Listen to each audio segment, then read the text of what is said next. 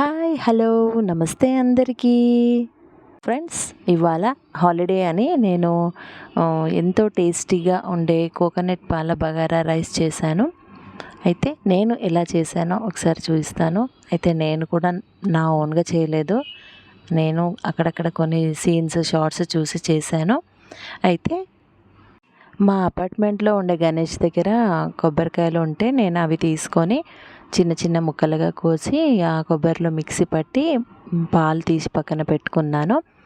ఇంకో వైపున బొగన పెట్టేసి ఇంకా అందులో హోల్ స్పైసెస్ అయితే వేసి ఫ్రై చేశాను. ఇక స్పైసెస్ అన్నీ కూడా ఫ్రై అయిన తర్వాత ఇంకా కట్ చేసి ఉంచుకున్న ఆనియన్ పచ్చిమిర్చి కూడా వేసి కాసేపు బాగా ఫ్రై చేశాను.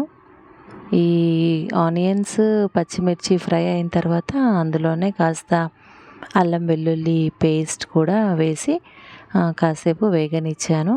అలా అవి వేగిన తర్వాత నేను ఇంతకు ముందుగానే తీసి ఉంచుకున్న కొబ్బరి పాలన్నీ అంటే కొలతల వారీగానే మనకు సరిపోతే పాలు, సరిపోకపోతే అందులో కాస్త వాటర్ కూడా పోయొచ్చు. చూడండి, ఇలా పోసుకున్నాక కొలతల వారీగానే నేను పాలని తీసుకున్నాను. నేనైతే ఈ కోకోనట్ రైస్ చేయడం అనేది ఫస్ట్ టైం ఫ్రెండ్స్. నేను ఎప్పుడు కూడా ట్రై చేయలేదు, కానీ ఫస్ట్ ట్రైలోనే ఇంత బాగుంటుందా అని అనిపించింది నాకు.